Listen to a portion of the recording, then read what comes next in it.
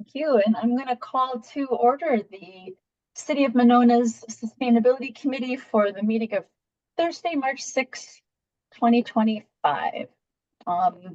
We do have quorum, but Thor, you've got the roll. And I'll take a motion to approve the minutes from our last meeting, January 23rd. I'll move approval. Is there a second? Okay, fantastic. Or I actually have a change that I would like to make to the minutes. I just wanted to, let's see. Under number 8, new business, I wanted to change this to reflect that Brad has had a bigger hand in this. I don't want to take the credit for it. The second sentence said that I proposed rebranding the campaigns. And while that is true, Brad has also proposed the same thing. I just didn't want it to seem like it was all my idea. Yeah. Yeah. Great point. Yeah, that did come from Brad. All right. Yeah. Any other changes or corrections or additions? Thank you, Thor, for always taking such good minutes. It's very helpful. In that case, hearing none, all in favor of approving the minutes as with one correction from me, say aye. Aye. Aye. Aye. Opposed? None. Minutes pass. Okay, moving on. So in that case, let's move on to number 5 under unfinished business, a discussion and possible action. Teresa? She's just here to listen. Oh. Yeah.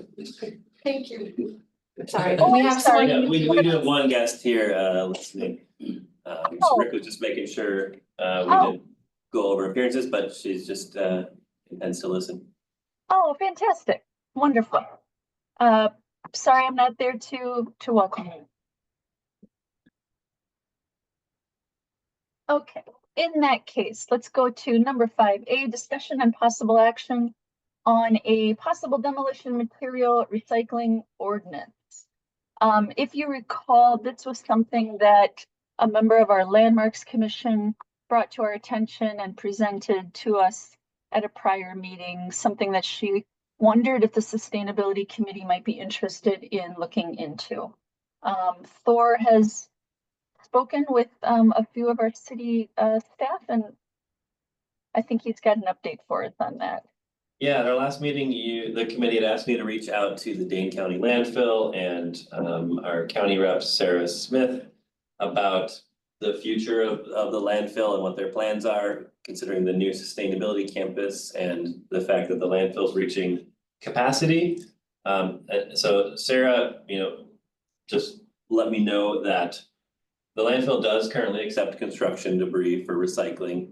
In the meeting packet is an overview of what materials are accepted and the fees associated with that.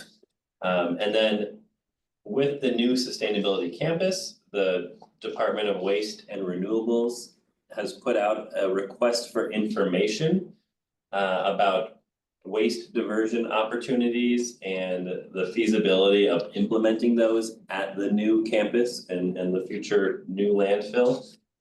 So they don't have, solid plans right now. They're exploring what those might look like. And that RFI, there's a news release in the packet as well, that is open through the 21st of the month. So if we're looking to make sure our strategy aligns with Dane County's, it's just too early to know what their strategy is because they're looking at feasibility first. In the meantime, we can still promote other local opportunities like, or we can promote the recycling at the landfill that currently exists, and we can promote dropping materials off at Habitat Restore. And I don't think maybe there are other organizations or private businesses that accept, deconstruction materials like Deconstruction Inc. is another one that kind of sells salvaged building materials. So the last time this came up, we were wondering if we wanted to look at the ordinances that other communities have implemented related to deconstruction. And I believe it was Ken that said, maybe we should reach out to the landfill and see what they've got going on, which is what Thor did, which is great. And then Thor, did you also mention, as far as like whether we pursue an ordinance, can you give an update on what you've found out there?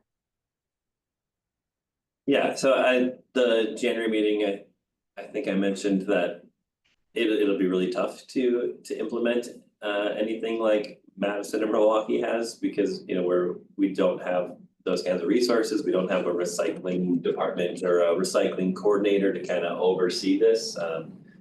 Any changes, if we're gonna add requirements, that's gonna add costs to homeowners, property owners, developers, something to factor in.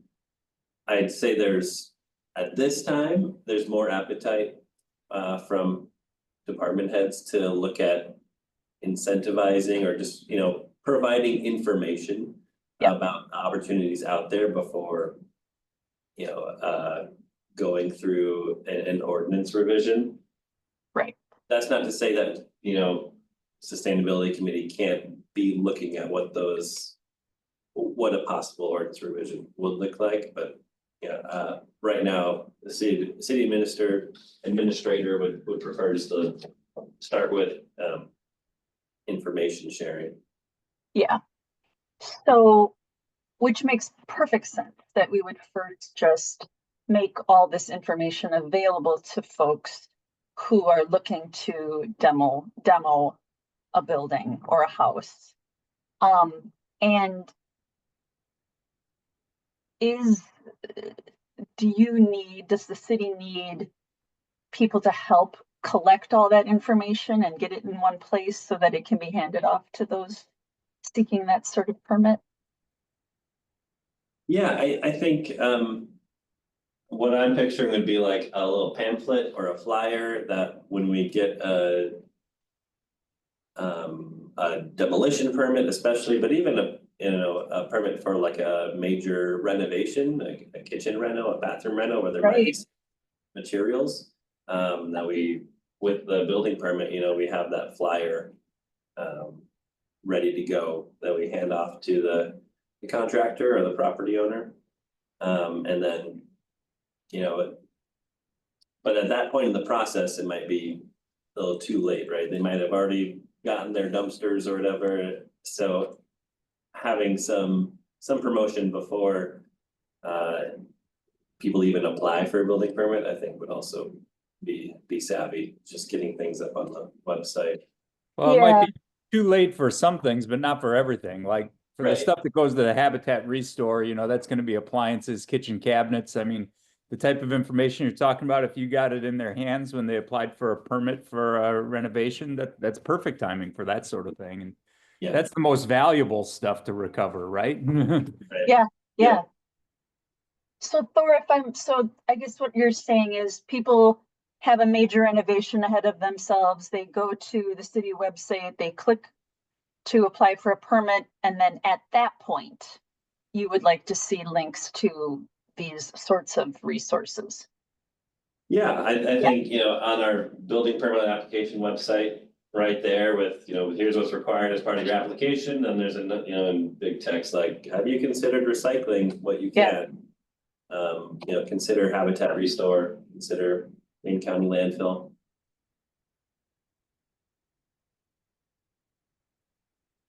So is there anything you need, or is there anything that would be helpful to you to get that go? I mean, first of all, what do the other folks in the room think? Do you think that this is a worthwhile, endeavor for Thor to spend his time on, or what where are your thoughts? I mean, I don't remember the percentages, but construction debris takes up a large portion of landfills. I think Yeah. it's worthwhile to try and divert even a portion of that, even if it's just through an information Mhm. campaign. It looks Yeah. like the city of Madison has a pretty simple page about, you know, a sample reuse and recycling plan that maybe they'd let us, you know, share with our constituents. And also, they have like it's called Recyclopedia, where you put in the name of the waste item and it'll tell you where you can take it around town. So like maybe something like that too could be incorporated. Yeah. I'm sure there's lots of other communities to borrow information Yeah. from. Madison's great. We're part of the WLGCC now. You know, we can Mhm. share resources through them, so. So yeah, that would make Great sense. to Just don't reinvent the wheel, just Yeah. link from our own website, yeah. So is that a formal request for staff time? Is that what I'm hearing, or what is the decision of the body? Do we need to make a motion? Is that the next? No, step, or- no motion necessary, yeah, No you motion know, it's- necessary. Just want to make sure that are we all on the same page that this is what we'd like to see? yeah, I think it's a great endeavor, Okay, and this is a great starting point for what the resources we have available. Yeah, we can Okay. always revisit it in a year or so once Dane County Landfill has kind of figured out what they're gonna be doing to handle these different materials, right? Mhm. right, exactly. All right, sweet. Well, I think that'll be really helpful, and it shouldn't be too much work. You know, it's just grabbing what other folks already have on their website. Let's move on to 5B then, discussion and possible action on a rebranding of our seasonal campaign. And by that, we mean more or less the stormwater management, adopting a storm drain, you know, keeping leaves out of the street, all of those, even, you know, using less salt, using less pesticides. It all sort of comes back to Lake Monona, which is what we've said before. Since our last meeting, I attended an event sponsored by the Monona East Side Business Association. Was at the library, and James Ty from Clean Lakes Alliance was there. And without my saying anything, he walked up to me and he said, I want to pick your brain on an idea that we've got at Clean Lakes. We want to sort of rebrand our storm drain, you know,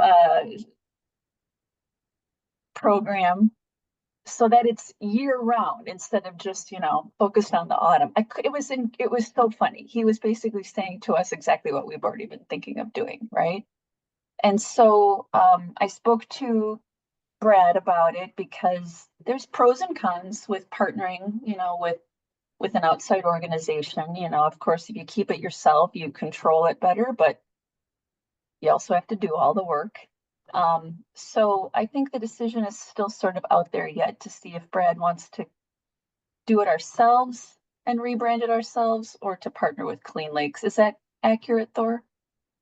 Yeah, I think he's interested in exploring, you know, what that partnership would look like. Right.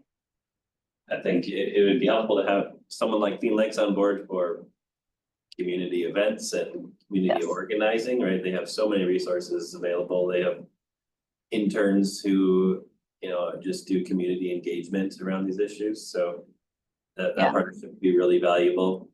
Yeah. I know what Brad's looking for from the committee is just like a new artistic direction, essentially, Right. for the campaign. Like what will the visuals look like? What's the slogan going to be? Yeah. What's the messaging there? Right. You know, he, I think, wants to just give free rein to the committee for redesigning the materials and making them more modern. Yeah. And I know that Um, Ashley had expressed a willingness to help out in that area, but now that we have this opportunity to work with Clean Lakes, I don't know if we want to ask Ashley to do any work because Clean Lakes might want their artwork. And I don't, yeah, so we just need to explore that a little bit. Mhm. Yeah, I think that's a good idea. Clean Lakes has a big, sort of outreach megaphone to speak with. And, you drive around Monona, you see their signs in people's yards all over the place already. So it immediately taps into a bunch of our constituents right away that 100%. already have their attention. So I think that's a good idea. Yeah. Yep. 100% Yep, agree. yep, and they're working on relocating their offices to Monona, so, Really? having that in. Yeah, I heard that. Yeah, they've signed a lease with the East Side Club, but they can't execute that until that parcel is rezoned. So they've had a pre-hearing conference with the plan commission to rezone that parcel. It's currently zoned multifamily, so the East Side Club is grandfathered in. It was kind of just an oversight last time we updated the comprehensive plan. It shouldn't have been zoned multifamily. So they're looking to rezone it to community design district, kind of just our mixed use district. And they're just going through the process there, so we anticipate they'll be back for a consideration with the plan commission for that rezoning later in the spring or early summer. So, Yeah, To the Yeah. Frank Alice house. That'd be cool.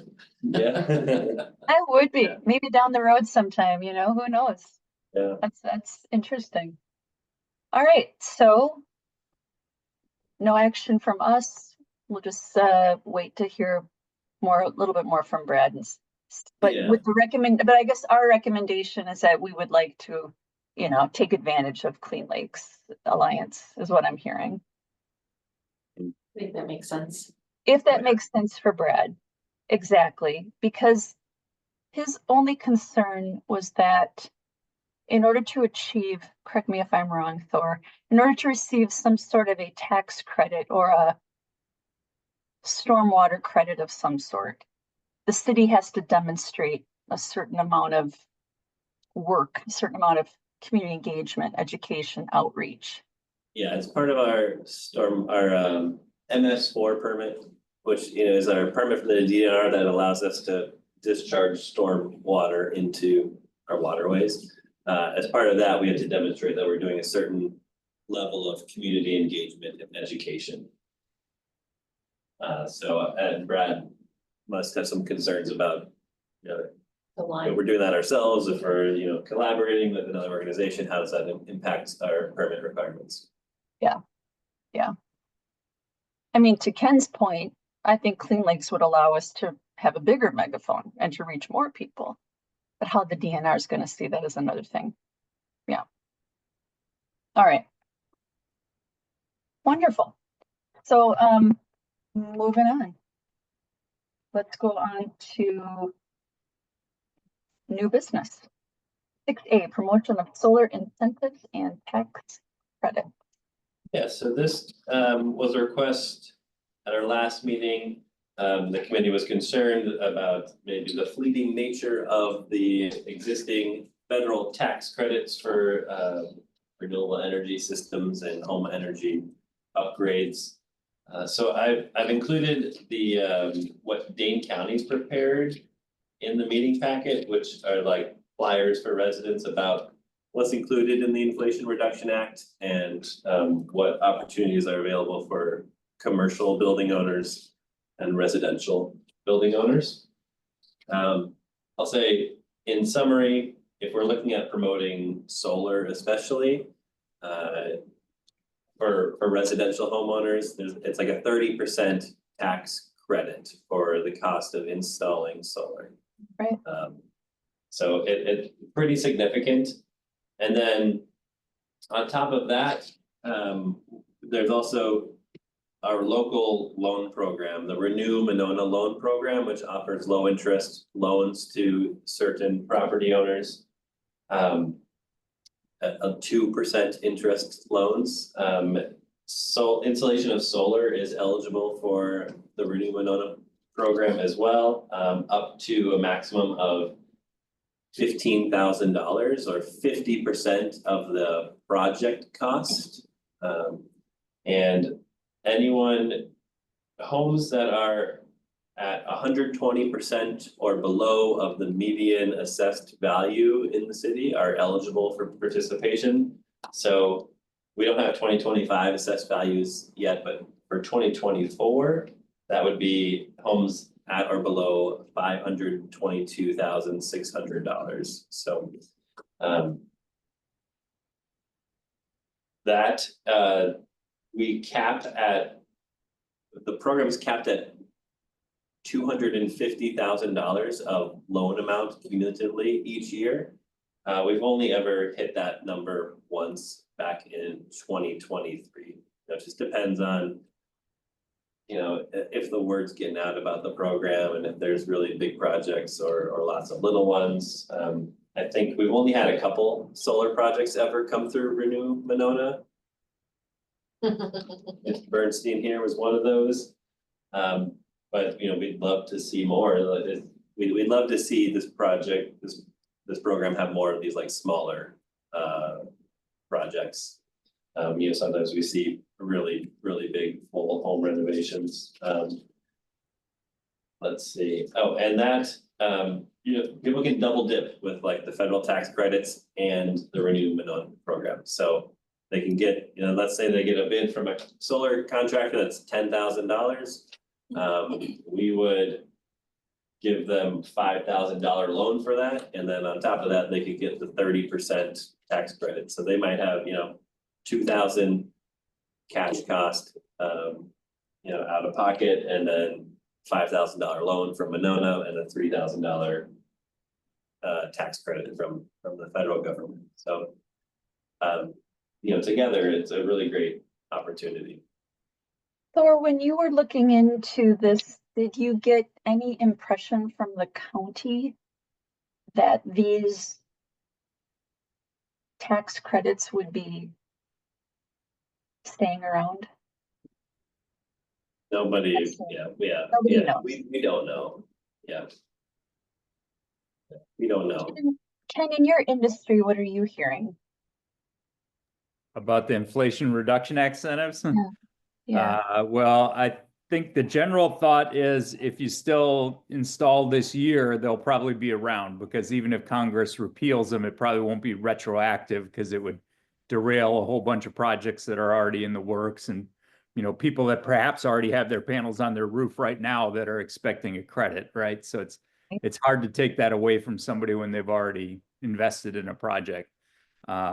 But for, the tax year 2026, I'd say there's a lot more skepticism about whether or not those incentives will still be there. so in your opinion, does it make sense for us to just like advertise the heck out of this while people still have a chance? Well, the one thing you risk is you advertise that people go off and bite off it, and then everything I just said turns out not to be true, and they repeal it and make it retroactive back to the first of the year, and then Yep. people spend some of their money anticipating a tax refund that doesn't come, Right.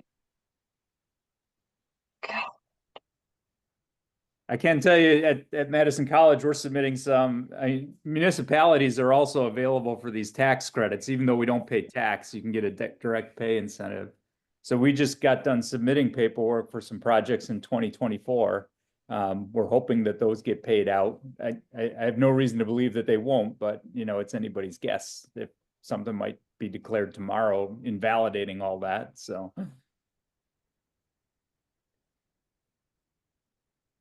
Yeah, Renew Monona will be around. Yeah, that's right. Count on that one. Promote Renew Monona, that's not going away, Yeah. Yeah. I mean, make it just promoting that it's available for solar. Mhm. I think I've looked at the application a couple times and you clearly used it for that, but it didn't stand out to me when reading. Right. So Especially with where interest rates are now, a 2% interest rate looks screaming good today compared to, Does. a few years ago when you could get a, 10-year home equity loan at 3%, but that's not around anymore. So the Renew Monona loan looks really good, like today's standards. So there is tomorrow, I think Anita's going to send out a call for newsletter articles. Why don't we get something in the newsletter about the Renew Monona loan program? Would that make sense? And perhaps the angle is, the times are uncertain, but here's a sure thing.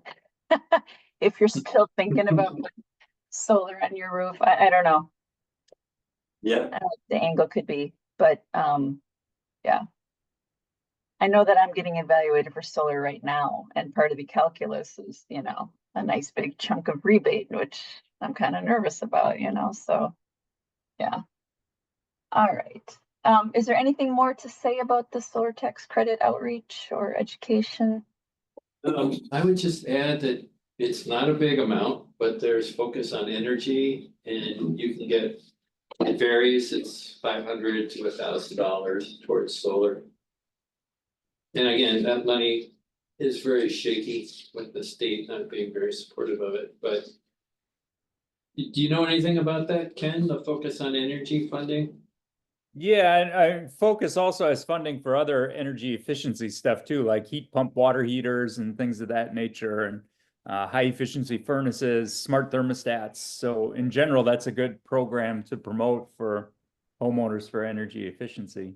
Okay. And for that matter, I mean, the Renew Monona funding is good for more than just solar as well, right? Like it pays for weatherization upgrades and asbestos abatement and things like that. So, there's a lot of home improvement projects, energy related cost saving projects that fit into both of those two programs. That would be good things to have in the newsletter. Yeah, that's a really good point. yeah, A little ray of hope, right? We've got those other programs we can tell people about just to keep the momentum going. Because yeah, I think people are kind of nervous about moving forward with projects right now. All right. That's Okay. where, state and local funding can fill in the gap even when federal funds are uncertain, right? So that's Yeah. good about those two programs. Yeah. The federal, whatever happens at the federal level is not going to impact either the Focus or the Renew Monona funds. Yeah. Yeah. All right. Anything more that anyone would like to add? No? If not, I'm going to move on to 6B, discussion of the 2025 pollinator habitat and plan natural landscape area project. Yeah, so this was on the agenda because it's, about time to start promoting, what we used to have the focus on no mow May, we'll focus on, low mow lawns and slow mow summer and the, what we're now calling planned natural landscape areas, formerly natural lawns. We still have 26 yard signs left over from No Mow May, so one decision it could be if we want to still try and give those out, if we want to use them anywhere, give them to the school district somewhere, that's still participating in No Mow May, they can advertise that. And at previous meetings, we had discussed if we want to use any funds to print some new signs to highlight existing natural lawns, natural landscape areas or low mow lawns, highlight residents who are participating in that. So I'll open it up to the committee.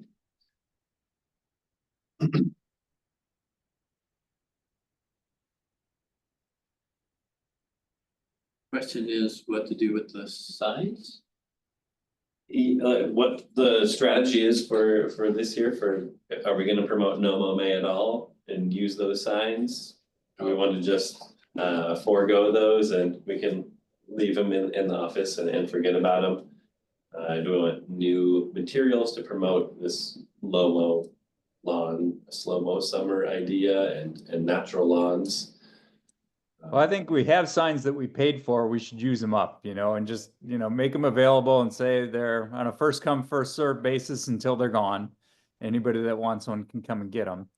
I'm a little bit torn about, do we want to have signs for a natural lawn? I'm not sure if it's really necessary, right? Like if somebody looks at a natural lawn, that's obviously going to be intentional. Whereas like the low mow, no mow May signs, kind of served a purpose because you didn't just want it to look like somebody who's just letting the weeds grow, right? But like if you see prairie plants and stuff intentionally planted in a lawn, it's obvious that that's there for a reason. And I guess, I mean, I don't know, if I went to all that effort of planting prairie plants, I don't think I'd want to clutter up my yard with a sign. You know, I'd want to look at the prairie plants instead, so. So I'm a little more torn about the value of a sign for a natural lawn like that compared to the Yeah, signs. I think get what you're saying. Yeah, I was gonna say, I think I'm totally counter to Ken there. I think donate the signs to the Restore and then start with new branding, because if we're trying to get people to go more prairie versus just sticking with the May, it could be confusing messaging, but then also so I have a lawn that's a no-mow lawn with prairie plants, and I would totally put a sign in there and hopefully it could have something that says, you know, if you're interested in learning more about how to do this in your yard, we can redirect to the website. I like that idea. I I'm once sure. saw like, there's like a lot of organizations out there, you know, you can get like these natural habitat, like butterfly, you know, really beautiful little signs that you can just sort of in your yard as a way of sort of just pointing out the benefits of what that yard does and the homeowners, what they've done to it, sort of like a badge of honor type of thing, you know, pollinator friendly lawn or I would not be against Ashley's approach. I don't know, Ken. I am kind of I think it could be confusing to keep promoting No Mow May. Yeah.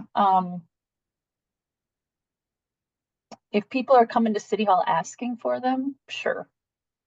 Let them have it, you know, let them have the sign. Rick, what do you think? I'm with her. You're with Ashley? No, I mean, we went through a lot of trouble to update the Yeah. ordinance. And I think we wanna kind of continue on that. On that trajectory. Yeah. So, no mow is, we're not doing May as a Yeah. single month anymore. Right. So it makes sense to kind of go all in and, you know, suffer the loss of those 27 yard signs. That's Yeah. not terrible expense. Yeah, But, you know, we've revamped the program, we should have something that shows that. I agree. And Let me ask two other questions. Does, one is we could just donate the signs to the school district, because I think they still have an interest in doing No Mow May, because it saves them on maintenance costs. Oh. And then the other question I had was, do we know if Public Works or Parks is planning to do any No Mow May stuff, and do they have an interest in the signs? Yeah, I think they'll do No Mow May again if the committee asks them to, you know, Public Works and Parks are not gonna. Replace turf grass lawns with natural lawns, but they Yeah. will do No Mow May, right? So. I think, yeah, saving the signs for just these like large campuses, like the school district and city campuses. Would be a great way to use them up and give extras, yeah, donate them to Habitat Restore. You know, there's still gonna be plenty of residents who aren't interested in, you know, totally revamping their lawn, but they'll do it for May, yeah. I don't know how if the school district wants them, I think certainly give the signs to the district. How I feel about No Mow May on city property. I feel like it's sort of confusing, you know, for a resident to be. I think last year I heard a couple people when Public Works put the signs out, and a couple people got to me and said, have you seen this article about how it's not a good idea to do the No Mow May and all that stuff? And I thought,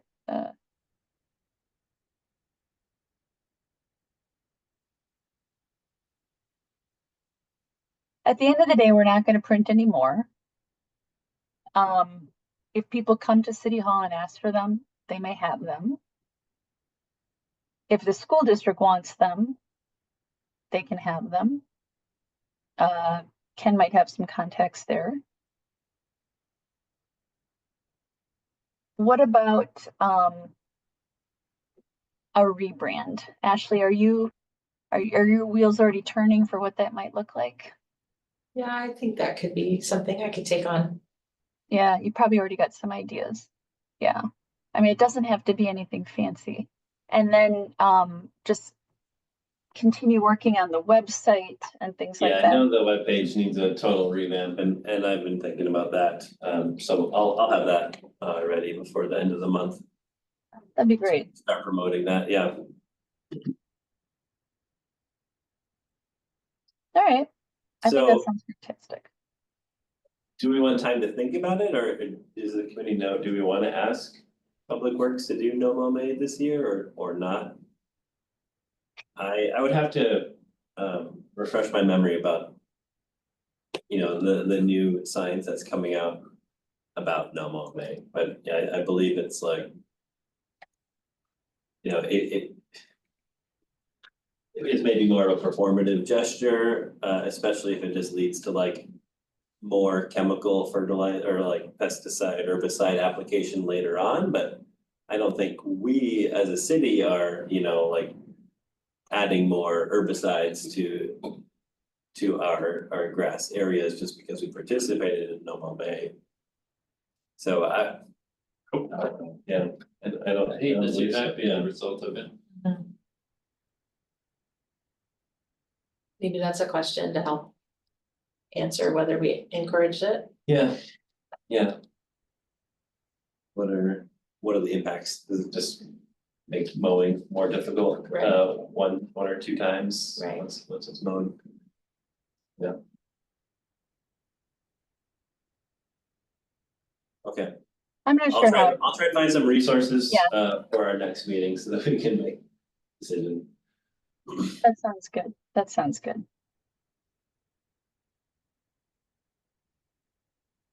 Let's see.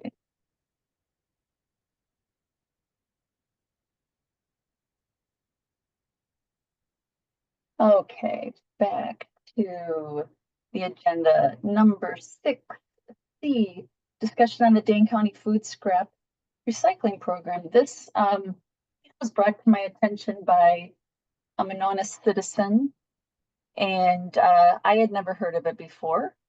But I thought I should bring it to the committee. Since someone brought it to my attention, it's only fair that we have a chance to look it over. So I think that starts in your meeting packet, I think that starts We on, go, there it goes. Page 18 of the packet, yeah.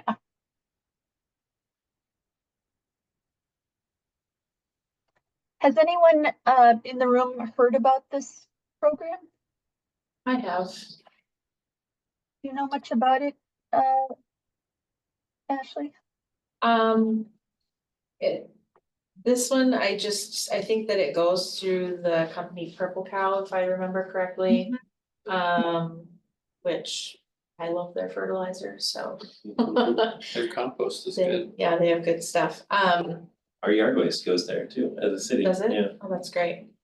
And I think, I don't remember, it looks like this one, I thought that I had seen that some folks had bins that they would come around and collect, but it looks like they're doing drop-offs now, so. Yeah, I guess I don't know much more than that, but I Yes. have heard of it.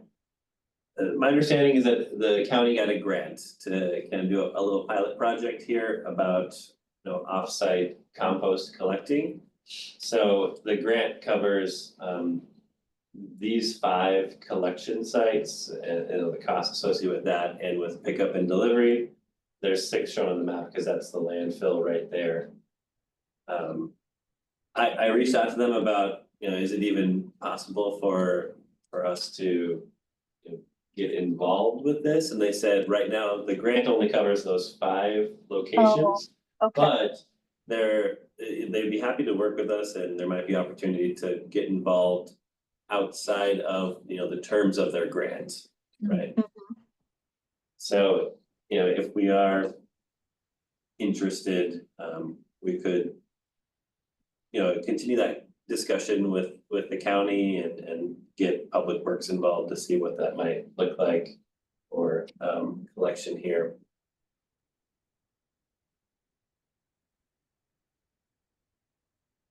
what do other people think of this? having been involved with composting programs before, I know that they can be very tricky. You know, I think about how many times residents drop off ineligible items just over at the yard waste collection site, and I'm starting to worry about how a food scrap drop-off site could also get a little out of hand. I would, you know, I don't know, but maybe I'm wrong. So most of these drop-offs are at public works sites or where are they? So, Who manages it for each of these locations? yeah, that's a good question, because it looks like only McFarland Public Works. Mm-hmm. Well, so there's Warner Park in Madison, Henry Violet Zoo in Madison, the City Hall campus in Middleton, the Badger Prairie Needs Network in Verona, and McFarland Public Works are the others. Is there anything keeping Monona residents from taking drop-offs to those locations? Mhm. That's a good question. Yeah, that's a really good question. I don't Closest know. one would be McFarland. Cause it Yeah. seems like a minimum we could share the information with residents and not have to necessarily set up Right, a separate site right away or. Mhm. Yeah, still promote it. Yeah, I mean, if those other sites would be amenable to it, I don't know if that's what they would like, or not.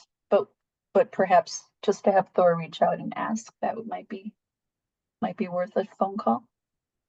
so these are all fairly new, right? So there's not exactly a track record, so that you No, they're kicking it off this summer, so it hasn't launched yet. okay. So it might be wise to let people know that these might be possibly good sites for them to take advantage of. But maybe we just wanna see how they work in McFarland and elsewhere. That's Yeah, a really good point, Rick. That's an excellent point. You know, Yeah. just use the time just to examine how they're working in other communities before we think Yeah. of it ourselves. Yeah, Yeah, and then if they prove, fairly successful, maybe we'll have Yeah. a lot to work from. no, that's a great idea. It makes perfect sense. Does anyone, I wonder if there's a contact person in McFarland, being the nearest to Monona. I wonder if there's a person there that might already be sort of like Could closely we- working I with can that reach out. program. They have their assistant planner is also their sustainability coordinator. Okay. Colin That's what I was is his gonna name, suggest. so we collaborate a lot. Oh, good. I'll be happy to Yeah. reach out to him to see how it's going once the program kicks off. On the FAQs on the county website, it does say that it's, all the sites are open to any county resident. It's a Okay. county program. Okay, They're partnering with municipalities, so any county resident can participate at any site. and it doesn't start until summer, Right. so Yeah. that's just a great thing to advertise once that's available. But yeah, I mean, you've already got that contact person, you already work closely with them. This is great. A great opportunity for us to learn from them in McFarland. That's wonderful. Did we have like a sister city with McFarland and their sustainability committee? Because they seem to be doing a lot of stuff that we might be able to learn from. I mean, it just seems like we're living in parallel worlds and we're like right next door to each other, Yeah, just getting together on some level. Just to compare notes, Mhm, peer to peer, mhm. no, yeah. Seems like we could learn a lot from that. I know you're in contact with planners, but. This feels like we're each kind of reinventing the wheel for ourselves and maybe there's something to learn from this group in particular. Yeah, I don't know, I keep hearing about what they're doing and it's like, gosh, I wish we could do that. They're doing really good stuff, yeah. Yeah.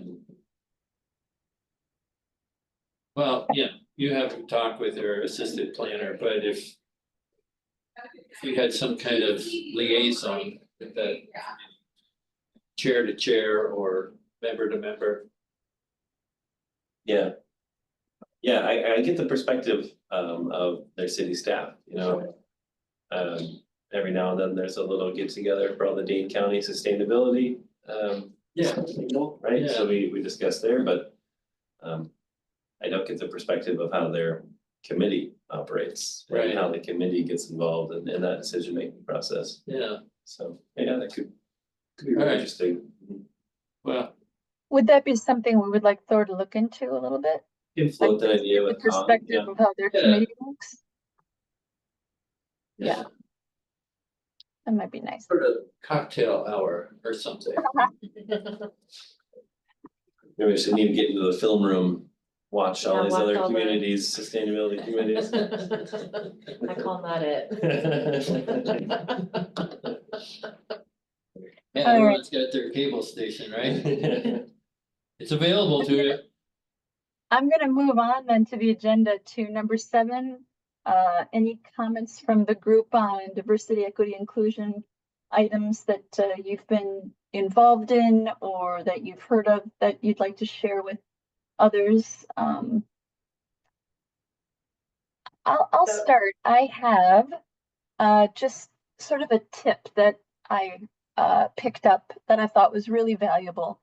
And that is that when we talk about these sorts of programs, it's really helpful to use the full word: diversity, equity, inclusion, belonging, because it seems as though the phrase DEI has been weaponized, and people aren't even sure sometimes what those 3 letters stand for. And so when talking about it, if we just say diversity, equity, inclusion programs, I think it has a little more meaning. So that was a very simple little thing I just overheard that I thought, that makes a lot of sense. Also, I shared recently at the last city council meeting that if you use Google Calendar, you may notice that some events have been removed from your calendar, like Holocaust Remembrance Month or Black History Month or Women's History Month. It's unsure why the Google company decided to do that. It's not a decision that just happened, but it is a decision that people are just starting to talk a little bit more about. So if you want to add those days back into your calendar, what I have found helpful is you can just do an internet search on the phrase awareness days, or it pulls up a lot of nice information about days of the year that are dedicated to these sorts of celebrations, awareness days, and then you can add those back into your calendar. I have also run across conversations on Microsoft website about like add-ins or little programs that you can install that'll return those events to your calendar. I don't know enough about that, but I think there are things like that are out there. So. All right. I can add, so I am on the planning committee for the Wisconsin DEIJ, Wisconsin Conservation DEIJ for community of practice. And we host, our members are over 100 conservation organizations around Wisconsin. And we hold, community of practice 6 times a year, and would encourage anyone from this committee or from city council to attend those meetings. It's really focused on sharing new information. We have speakers come in. We have, topics that are, prescient to what's happening in the world. Our next meeting is our next community of practice meeting is Tuesday, April 1st. And we will have Bill Quackenbush, who is Ho-Chunk. He's the Tribal Historic Preservation Officer. Will be our speaker talking about past, present, and future considerations towards environmental change. So invite the committee here. If you want more information on that, you can feel free to reach out to me and I can share email. And we are also working on some programming on how to continue to push forward diversity, equity, inclusion, and justice initiatives in the current federal climate. So that will be the work that we're doing this summer as well. So just wanted to share that out. Good, thank you. Actually, for the minutes and for the recording, could you once again say the name of the website or the organization that you work with so we can get that recorded? And if people would like to visit and learn more. Yes, so it is the Diversity, Equity, and Inclusion Community of Practice for Wisconsin Conservation. And it is open to folks that work in Wisconsin conservation and or municipalities. Thank you. Yeah. That's wonderful. Sounds like very important work. All right. I'm going to move on then to, if there anyone else that if no one else has something they want to contribute, I'm going to move on. Important updates from committee members or items to consider for future agendas. So here, Teresa, just so you know, my cell phone's kind of cutting in and out here. I'm going to try and stick with you guys if I can, but you might That's lose okay. me. That's okay. So why don't we just quick run down some of the work that folks have been working on, starting with SoulSmart. Thor, what is the update? Yeah, so our technical advisor will be joining the March 10th Plan Commission meeting to present the solar zoning review to the commission. We're not gonna have any recommendations for the commission at this time. We're just giving an informational presentation and then we're gonna open it up to the commission for a discussion of what, if any, changes they might like to see, what their priorities are. So I'd expect out of that meeting, we might have some staff direction. And then we would work to develop something, and I think that's when we'd get the sustainability committee involved as well to make some recommendations based on whatever draft ordinance does get proposed, if any. You know, we don't have to make any zoning changes to earn SoulSmart bronze. It just, I think, makes a lot of sense to pair, you know, a bronze designation with some changes. So Yeah. I'm looking forward to that conversation and what the commission thinks. You know, they often ask developers to at least rough in for solar. They love to see solar, which is not something that we require right now, and it's not addressed at all in our zoning code. So I think that's a big opportunity to improve the city's ordinance. So once again, that is the March 10th Plan Commission meeting. If anybody would like to join by video or in person, everyone is welcome to do that. And it's really just to listen to the SoulSmart representative present their findings. Yeah, No exactly. recommendations Yeah, being so no public hearing at this time. It's just you know, a presentation to the commission. Public hearing would occur at the next stage of this process when we you know, are actually discussing changes. Exactly. Okay, thank you for setting that up. That's wonderful. Next up, the Monona Tree Program. I'll just quickly say that the pilot phase has ended. We received over 20 tree orders, which is our goal was 20. So that's fantastic. Missy and Jake are going to be placing those orders. The number one tree was a quaking aspen. The oak was up there too. A lot of people going for oaks.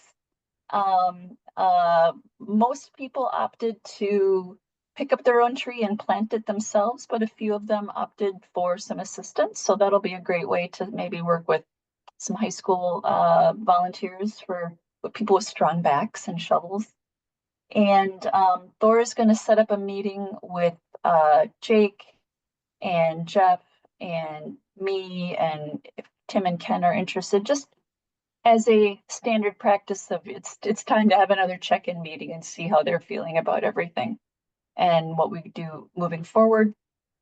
All signs point to continuing this out, and next we'll be working with some volunteers to think up ways to really push harder with our marketing of the full-on program, right? So during pilot, we kept it kind of quiet. Now we're just gonna run with it, which is wonderful. Yeah, I had a site visit. Our city forester came, and he was so professional and so, I don't even know, he was adorable. I mean, he showed up with like printouts of all of the trees, and he just sort of like explained to me the way that he talks to people about each of the trees, and he had his notes on the printouts, and it's just really well done, you know, just educate people on the selection that might work for their space. It was really, really great. All right, and I know we've got a little while to go. It's only March right now, but the date for picking up trees, what is it, April? Well, April 12th, Saturday. That's right, April 12th. That's a Saturday, and people will pick up their trees on April 12th. Okay, great. Next, Rick, you want to talk about Next Trek and how that's coming along? Okay. Well, I got a box over at Aldo Leopold now, so we got all That's great. 3 of our boxes deployed. One at the Restore, one at Aldo, and one at Delta Beer Lab. That's my Nice. fave. And they're all going full gun. I hear that, and the one over at the library seems to be working pretty well. There's a big blue recycle bin that's got the type of film, plastic film that's recycled, and it's been getting a pretty good amount, because I use that drop off, and I've been checking it, and it looks like it's working, getting to be known. Also, Trisha Gunlock has been working with people at the high school. And there's a sustainability committee in the high school, and they're gonna start collecting plastic bags and have some sort of competition that leads up to Earth Day to see how many plastic bags they can recycle. So there seems to be, I think the teacher is Dave Ripple. That means anything to anybody? But so we've got that arm of the program going too. So it's coming along. That's it. Fantastic. Do you have any idea of how much plastic has been collected already? No, I do not. I could ask, but I It's don't just have that figure on my hip pocket here. But Yeah. yeah, we could tell, because they're weighing it as they go, so Yeah, they'll be keeping a running total. and it's An article about it in the East Side newsletter that the Goodman Center publishes, Oh, like East Side Madison. oh, Yeah, Goodman yeah, Center, mhm. okay, Yes, I don't know who sent Wasn't it me. out. Yeah, okay, yeah, maybe That's they great to picked it see. up from our newsletter or maybe, something. yeah.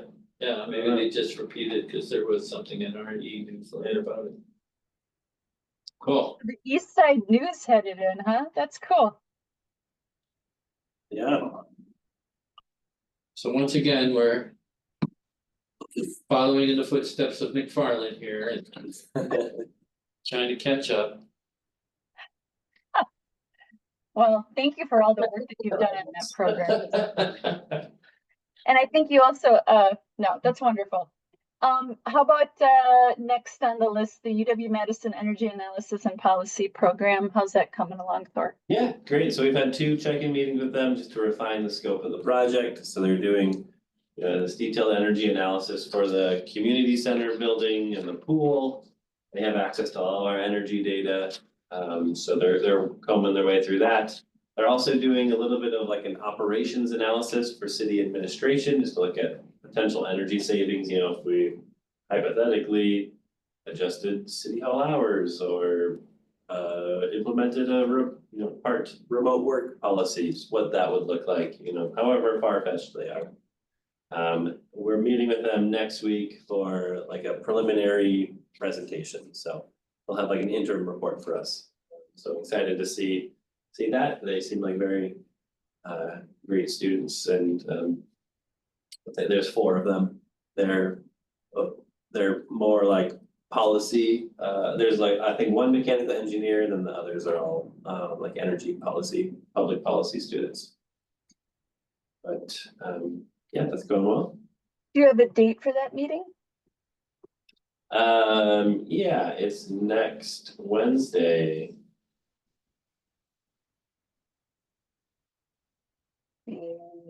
Wednesday the 12th?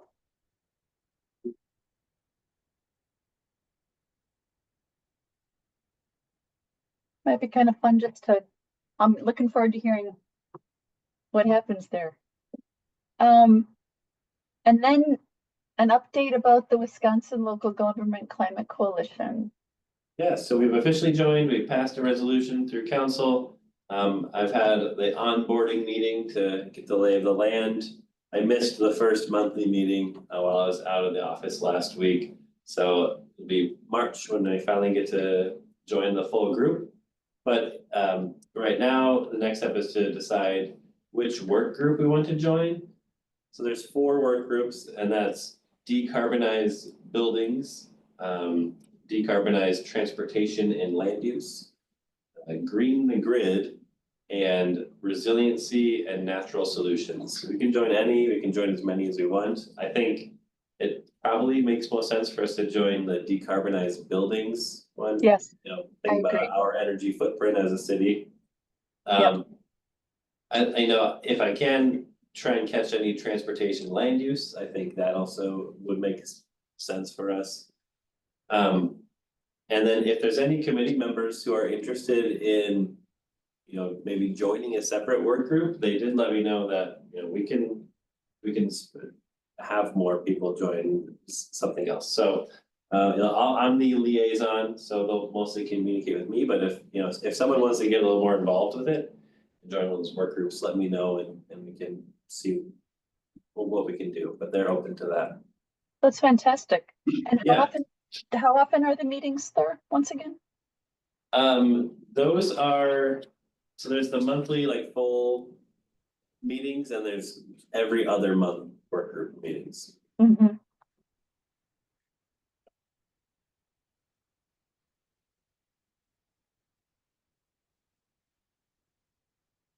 That's fantastic.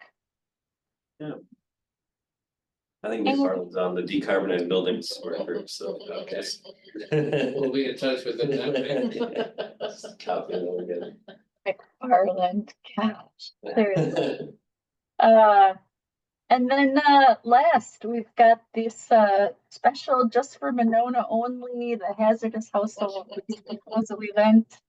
Yeah, so we've started promoting this event. Dane County's kind of, they've sent us a package of materials and just said, here, post this on Facebook, so we did. It's been in the newsletter, it's on the TV screen at City Hall here.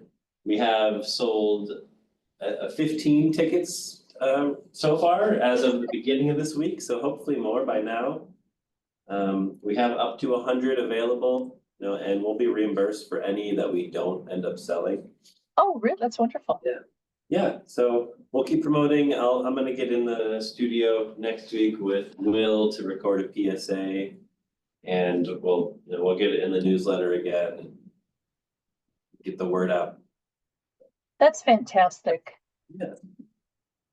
I know I have it on my my Alder Facebook site. I put it up there if anyone wants to share it, feel free. It's just it's such a low price, $15 or $5 per vehicle load. Yeah. That's pretty nice. And it's only, it's April 14th through the 19th over at the Dane County Clean Suite. Very cool. Very cool. All right. I failed to say something that I want to add to the end of our agenda here, but this week, the very first Madison Metro bus rolled through the city of Monona, which is a pretty big deal when it comes to this committee, the interests of this committee and public transit, you know, saving energy and all that stuff. And the Madison Metro has a lot of electric buses in their fleets. We can't guarantee that electric buses are only going to be the ones that come through Monona, but eventually that's going to happen. I was down at the library one morning. Channel 27 was interviewing Nancy Moore and Mick Roosh, who is the representative from Madison Metro. And I almost missed, I wasn't looking. I was looking away when the bus came over the hill, heading down toward the library, away, you know, driving toward the city center from Monona Drive. The bus was so quiet. I can't believe it. It was just the smoothest, like quiet, but yet big. It's still pretty quiet. It was very beautiful. Thor, I hear you took the bus to work. I did on Tuesday, I took the bus in. It was a Yeah. great experience, yeah. Yeah. Dropped me right off there to the library, just walked, you know, a couple yards up the hill. To City Hall. I did have to walk like 15 minutes from my house to catch the bus and but yeah, I'll do it again. It was great. I love taking the bus. Yeah, Wi-Fi on the bus now? No, I don't think so. Thought I heard it. Yeah. They go out in the Monona train. I received an update about ridership from Metro. Let's see here. And if I can get this straight, it looks like there were over 60 boardings in the Monona area. From Cops in East Broadway to Dean and Dutch Mill, 39 at Dutch Mill alone. That's huge. That is just absolutely massive. Ahuska, Monona, Broadway, Femrite, Edna Taylor, Buckeye, Cold Springs, Owen Road, Femrite, McKenna, Monona Senior Center, Shore Acres, Winnequa. So over 60 people or 60 boardings. We don't know if it's unique people, but pretty sweet just in the first few days. Really nice, really nice. All right. Anything else before we adjourn? All right, I'll take a motion to adjourn. So moved. Second. Yeah, I'll second. Sweet. All in favor? Aye. Aye. Meeting adjourned. Thanks everyone for coming. Thank you, everyone. All Nice right, to see bye. everyone. Bye-bye. Sorry, I will